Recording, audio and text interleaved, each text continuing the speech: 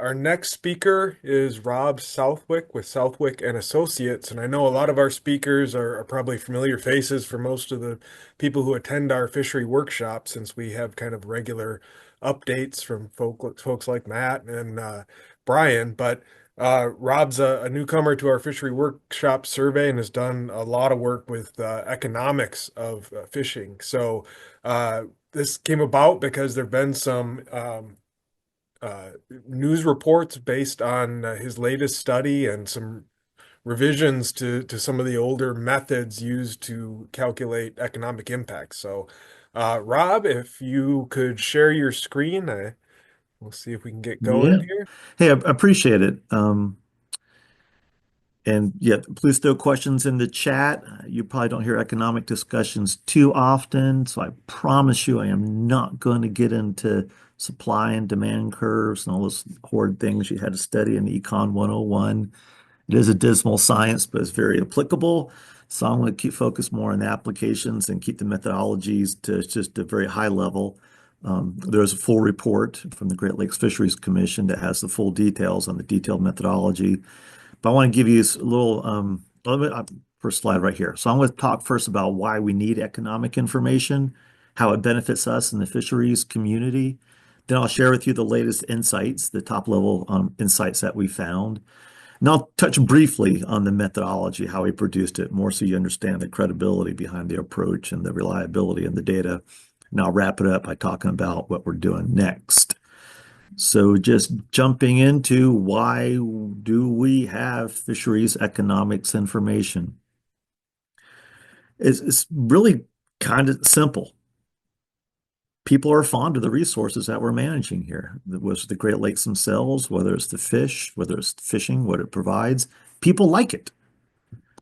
And when people find something that they personally value, that's something that they enjoy, they're going to be motivated to protect it, to call for actions, whether it's to call for help or whether to actually roll up their sleeves and get involved themselves. So people like something, they're going to want to help protect it, defend it, advocate for it. And best way to communicate ideas across people at times is using dollar terms because it's a common language. So people who may not be into fish or the Great Lakes or fishing, they do understand dollars. So it is basically it's a common terminology base or a common language.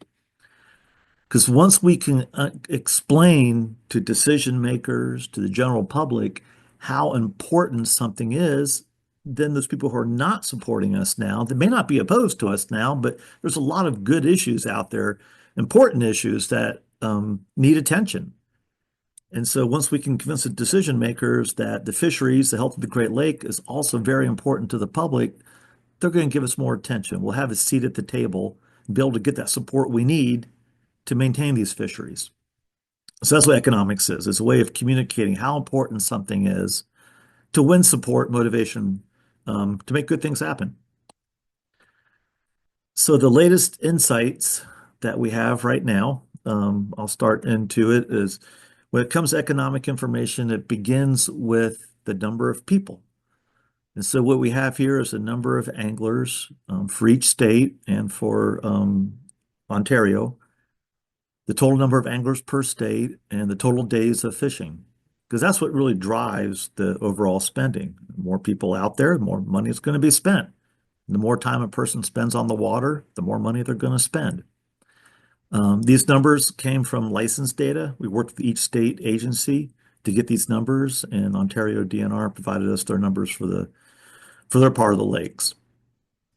You see down here in the bottom, 1.4 million is the total number of people fishing in the Great Lakes. And we did our best to dedupe this, but it's not really possible. So there is some overlap, certainly, of people who fish across multiple states. We did a little work on deduping when it comes to the survey, but we can go over that later.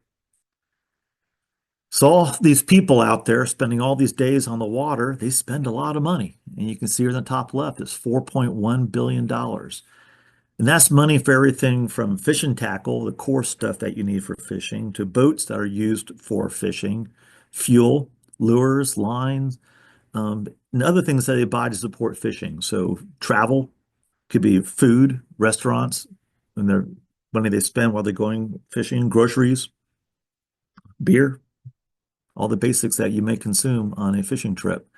It's all in there. So it's a large number, but it's just more than the actual core fish and tackle product you see. And when you spend money, of course, there's jobs. It takes people to get you that item. So it's the clerk in the tackle shop, it's the clerk in the grocery store, but it's also the wholesalers delivering the products, it's the manufacturers, it's the people providing the supplies and input, it's the people who. So basically, if the $4.1 billion was to go away, it's going to affect a whole lot more than just businesses in the fishing sector. So there'd be a certain number of people who lose their jobs, like in the accounting profession, restaurant supply, and other areas too.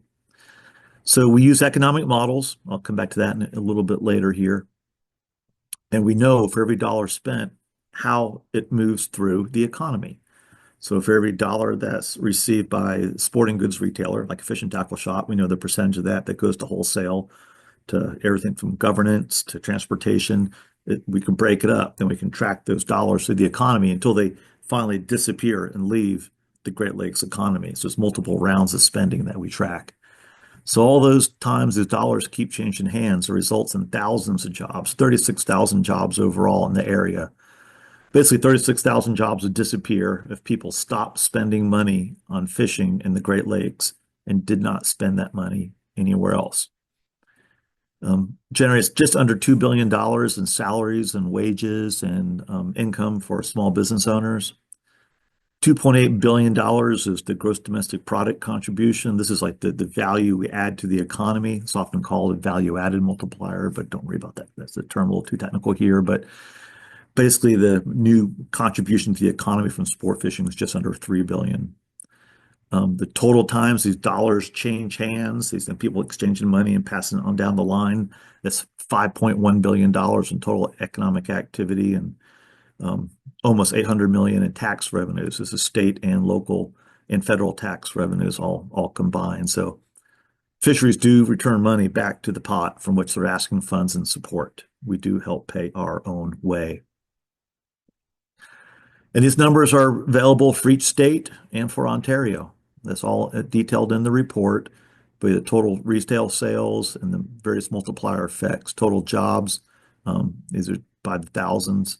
So it all adds up there to total retail sales just under about close to 4.1 billion. Total numbers already read down here in the bottom.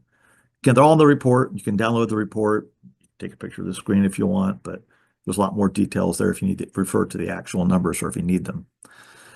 And then we also have numbers in there for the commercial fisheries. We know the landings, the values are collected by NOAA Fisheries in the states, and we have used economic models there. So 3,000 more jobs in the commercial fisheries, and the corresponding economic contributions are documented there too. So it's rather significant. You may not see these people in the water all the time, but they are there and they support many, many jobs on shore.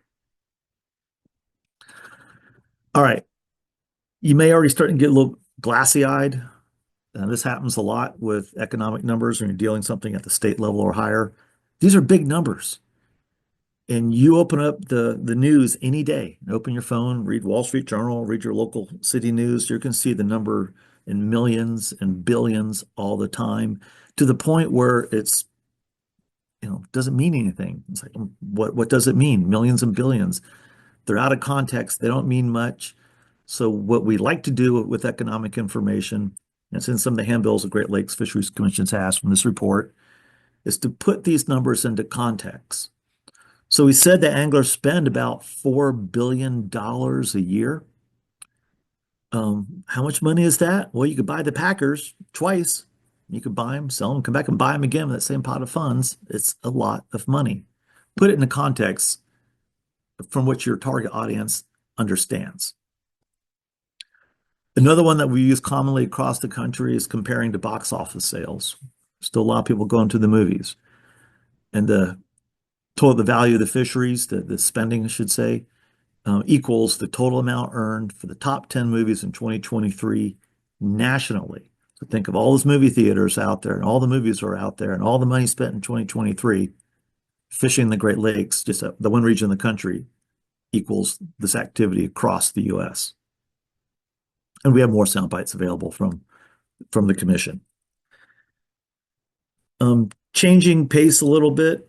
A lot of numbers in the slides. What I'm showing here is past studies on the Great Lakes fisheries. This is not the first time we've measured the economic impacts of the Great Lakes fisheries, but this time we used a much, much better methodology. We previously had numbers produced 2011, 2016. Don't compare them. There's not a trend here that you can fairly show and represent. The numbers from the 2011, 2016 effort came from the U.S. Fish and Wildlife Service's National Survey.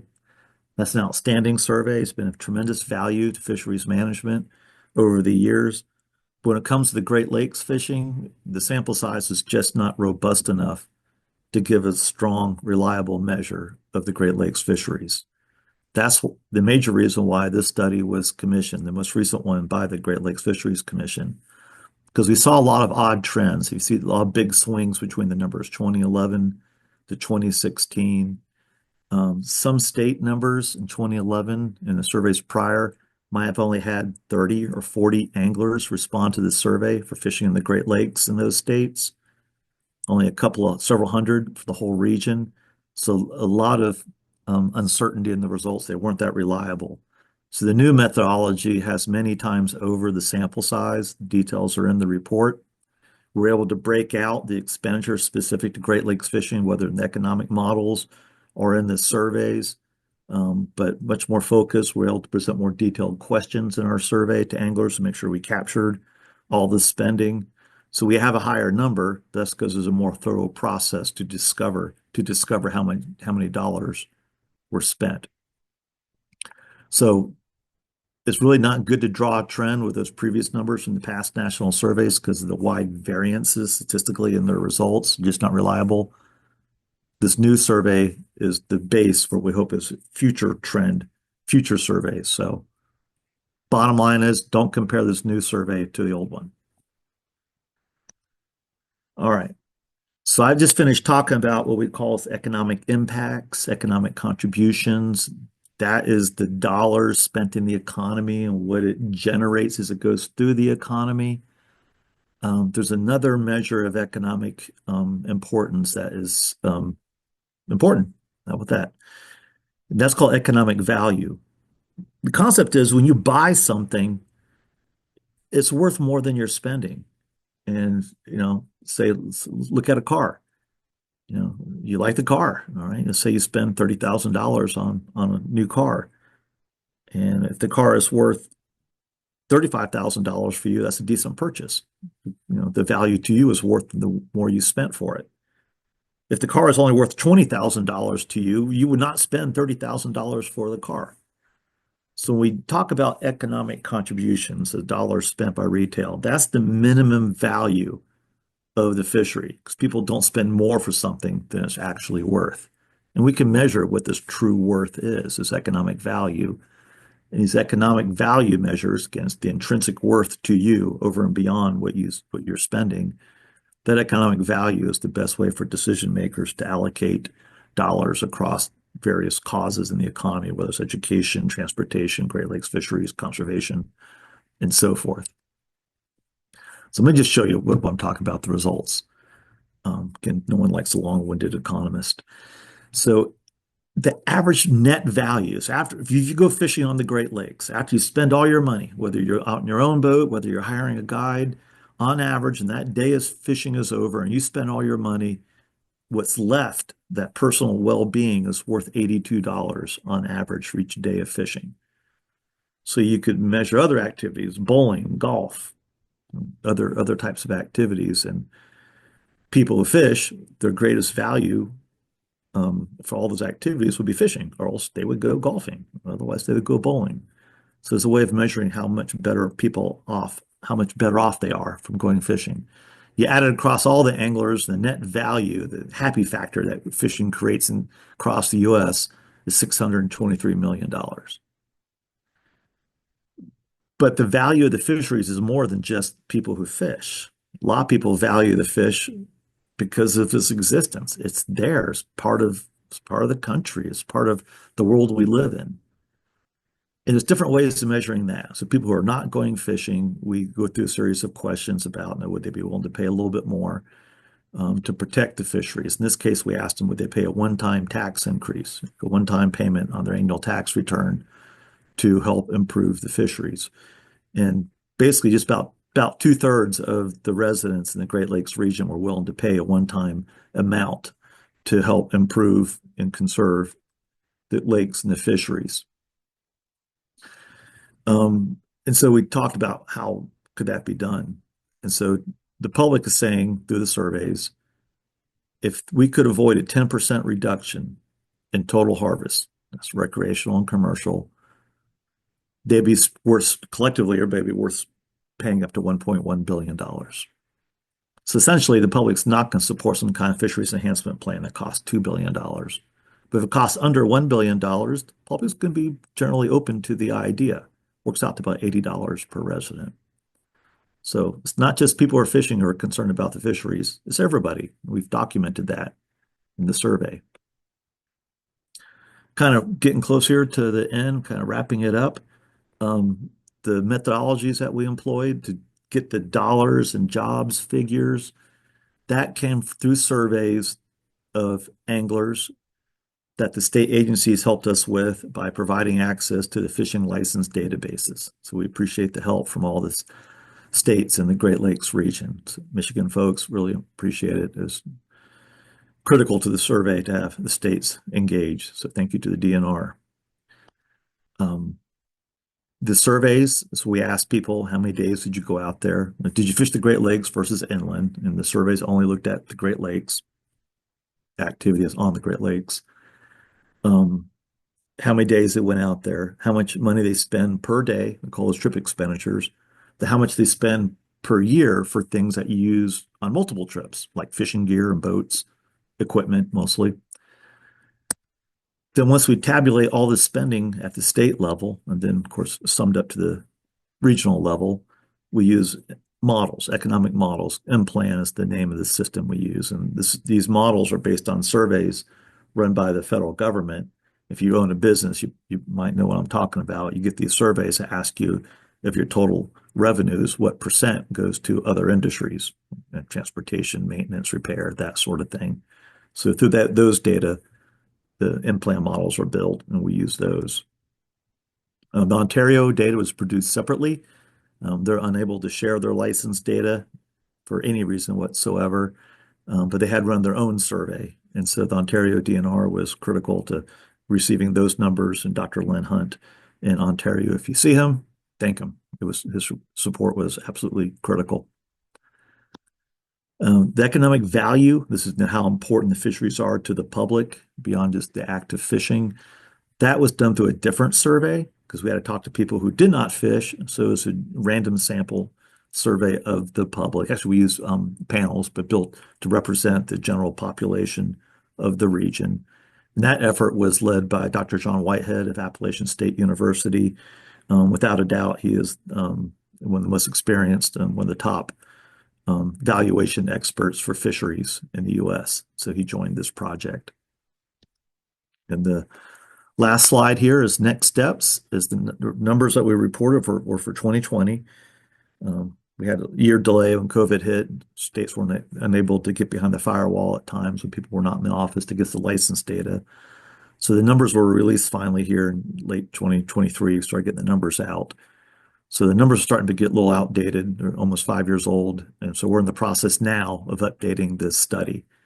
So we appreciate the state's help. Again, they're lining up and providing the license data. The survey will be going out this year. So probably about early 2026, we'll have new results, new updated information. And then we can start drawing that trend over time about trends in economic returns from the Great Lakes recreational and commercial fisheries. So with that, that's all I have on presentation side, and it could go a lot longer, but again, no one likes a long-winded economist. The details are in the report. So you can read them in detail, but I think we have a little bit of time. I'll turn it over to Dan to navigate from here, but I can stick around for a few questions if time allows. Yeah, thank you very much, Rob. And I know there's one question in there, and a couple things I wanted to address. One thing is you mentioned that this was Great Lakes trips only, and I know the old Fish and Wildlife Service study also worded it so that it could potentially include tributary fisheries for steelhead and salmon that run upriver. Just wondering if your methodology was more specific to Great Lakes proper. Great Lakes proper. Okay. Of course, the bays, if you're still directly connected to it, but yeah, not fish that not running up the rivers. Thanks. And I know there's another question about economic numbers changing before and after salmon. And I'm guessing that, we don't have much of anything going back to 66, but if you could Right. speak to that. Oh, certainly, certainly. I'm familiar with those changes. Yeah, any event that puts more people on the water more often has greater economic impacts. So salmon, without a doubt, I mean, it's spawned a whole, section of the industry. There's equipment just for salmon fishing in the Great Lakes, companies that grew off of that. So without a doubt, salmon are a major part of the returns from the fisheries took a big step up once it became established.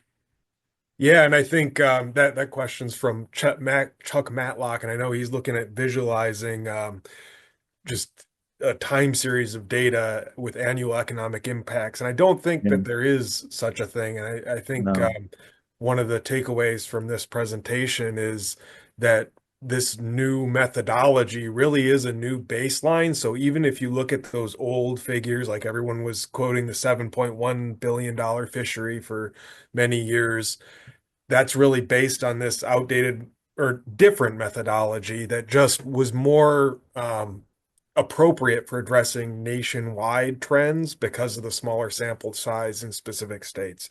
Does that ring true, Rob? fruit, you got it. So unfortunately, I think the bottom line is you can't really there is no number that we can track over that entire time. And we're kind of looking at a new regime here for economic studies and with better methodology. But I think I've heard people kind of take it out of context already and say, well, we were overestimating the recreational fishery value before, which it was really there was that wide confidence interval, right? It was just not very precise. And it's been improved. So it isn't necessarily saying that there was a decrease. Correct. Absolutely not. Does All not right. indicate a decrease at all. Excellent. Thanks. And again, I think that's something everyone can help communicate because when you get into the weeds of the economic models and methodology, yeah, it's not something that everyone can easily explain. So it's great to have you here, and we will be listing this on YouTube too. I know I'll be coming back to refer to this talk because I do wind up communicating those economic facts to people, and I'm sure many other people on this call do as well. So. Thanks a lot for your time. I don't see any other questions coming in, so we'll switch gears Randy here. has his hand raised, Dan. Oh, Yeah, sorry, I missed right. that. It's a good transition. I was going to get the floor anyway, so I thought I might as well ask Rob a question before he leaves, if that's okay.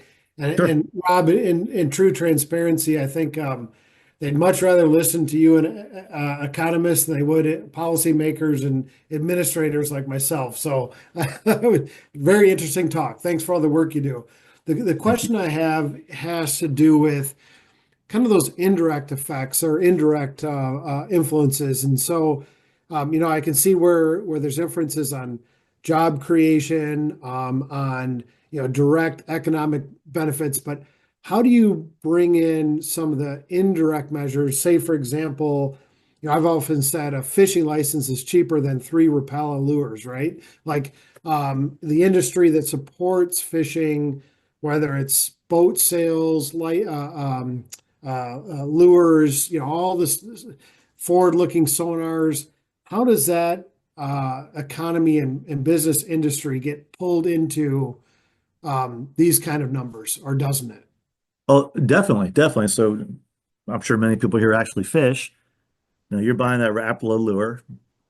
Um, Part of that impact goes overseas where the lure was made, of course, but you're the money you spent is being held by the retailer, and then the retailer respends that money, and that's the indirect impact. So it's the wholesaler who's bringing you that product. Same way when you go in the grocery store and you're buying food to take with you on your trip, they're buying stuff. So telephone repair, the grocery store has to bring people in to maintain their store, cleaning the store, power company.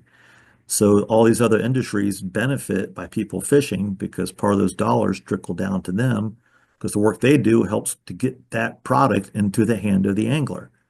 So the truck driver who drives the fuel truck to the gas station, some of them may lose their jobs if there's not many boats going out of the marinas anymore.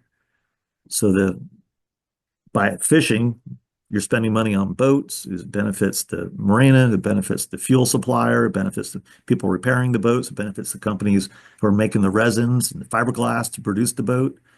So So all those numbers are in the model that's estimating the economic benefit. Absolutely. Yes. So the model. Excellent.